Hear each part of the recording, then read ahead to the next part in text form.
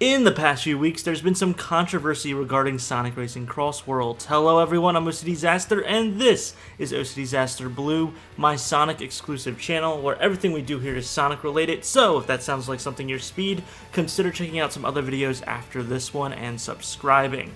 So what is this controversy as it relates to Sonic Racing CrossWorlds? Well, you see, a week or so ago they released a new trailer for the game that involved the customization of cars. And at the end of the trailer, they revealed the Werehog as a pre-order DLC for the game, but he was missing some sound effects. He wasn't growling, he wasn't roaring, he wasn't talking at all. And fans immediately went to the internet and started speculating that the DLC characters would not be getting any voice lines for the game. And I already kind of predicted this earlier. I didn't actually say it in a video, so there's no actual evidence, but I kind of figured this was the case when they revealed SpongeBob and Patrick for the game, because they didn't have any voice lines or sound effects either. Granted, I was more optimistic, thinking that maybe Tom Kenny was in negotiations for a contract to voice SpongeBob because he's such a prominent voice actor, but we got some answers. There was a panel that had Sonic's voice actor on it, discussing that he only did voices for Sonic and Omega, and he kind of revealed the contract scenario with voice acting. You see, voice actors are a different breed in the entertainment industry because they're so good, or at least a very professional, well-trained voice actor is really good at changing their voices, meaning that they can do more than one character. They can do 3, 4, 5, and I believe even for like Hollywood and stuff, in order to get a career in voice acting, for the most part, you actually have to be able to perform different voices. And you don't get paid for each part when you do these voices. You get paid a lump sum in your contract for the listed characters that you are portraying. For example, if the voice actor for Sonic did all his voice lines for Sonic, Omega, maybe 2 other characters, I'm not quite sure, and he finished that all up, he got his pay from his contract. Sega can't come up to him and be like, alright, well now do 3 more characters for free. He's going to want to negotiate a contract in which he gets paid for his work, which he's well entitled to do, and if Sega says no, then they can't voice those characters with him, and if he's contractually tied to, let's say, Sonic, they can't just go and replace him just like that, based off of the contract. It all comes down to what it always equates to, and that is money. Does Sega want to pay extra money to pay these voice actors to do extra lines and characters that are going to be DLC? And I think we have our answer, but I think it's a little bit more nuanced than that. I believe, and I'm not a game dev, I'm not a publisher, anything like that, this is just using my brain trying to figure out what a scenario could be, is you have Sega, which is the publisher, and then you have Sonic Team. Sega tells Sonic Team, you need to make us a game.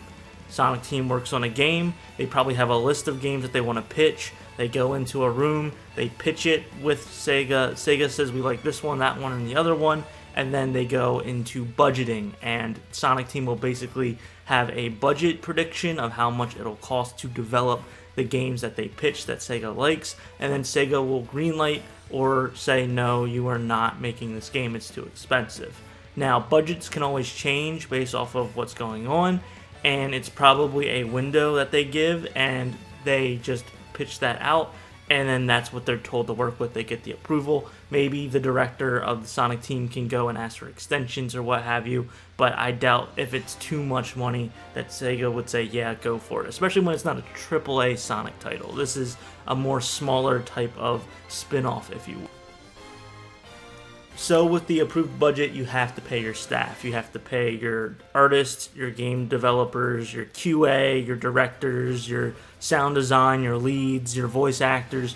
All of that needs to already be plotted out and presented to the publisher ahead of time. You have to already know how much you're going to be spending, because they're not just going to greenlight a product that's going to end up costing them millions and millions and millions of dollars. That's just not how it works. So they probably had a budget bucket for voice actors, and then later down the line they got approval for DLC, and they probably got a little bit of a budget increase for the DLC. However, These third-party DLC characters such as Joker, SpongeBob Patrick, Avatar, they come with a price tag. You can't just put them in the game. You can't just go over to Nickelodeon and say, hey, can we have this? And they're just going to say, yeah, oh boy, do it for free. We love the publicity. No, you're going to have to pay a fee, a license fee, to have that in, along with the assets for like the SpongeBob course with Bikini Bottom and stuff like that. Music for the track. All of that needs to be accounted for, and when it comes to that, you're going to need all that money allocated there versus the voice actors. And voice actors, the more special, the more tenure they are, like Tom Kenny, who's been doing this for years before any of us were born watching this video, he has a pretty big price. Even if it's just a simple voice line, it's going to cost more money, and then that's going to take away from other DLC characters or other money in the budget to do other things for the game.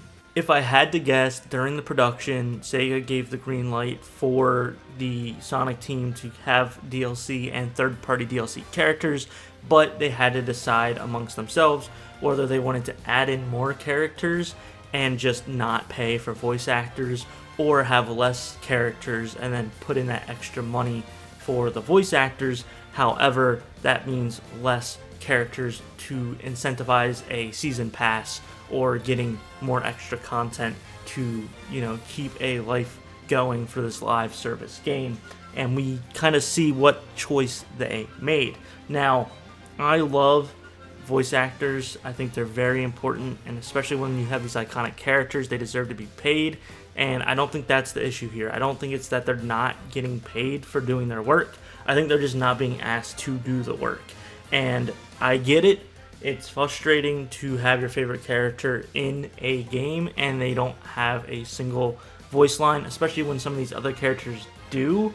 I have some concerns in the fact that it just might seem off-putting to join a race as Sonic and he's making all these voice lines as you're doing tricks and stuff, and then you switch over and play SpongeBob and then it's absolutely quiet. It's just the sound effects, no voice lines as you're doing stuff as SpongeBob. That's a little bit odd and peculiar, I think, but for me personally, in my opinion, I would much rather have silent DLC characters and a lot more content versus DLC characters that have voice acting, but then we only get half of a roster that we were going to get for DLC. But my opinion is not always the right opinion, and it's just that, an opinion.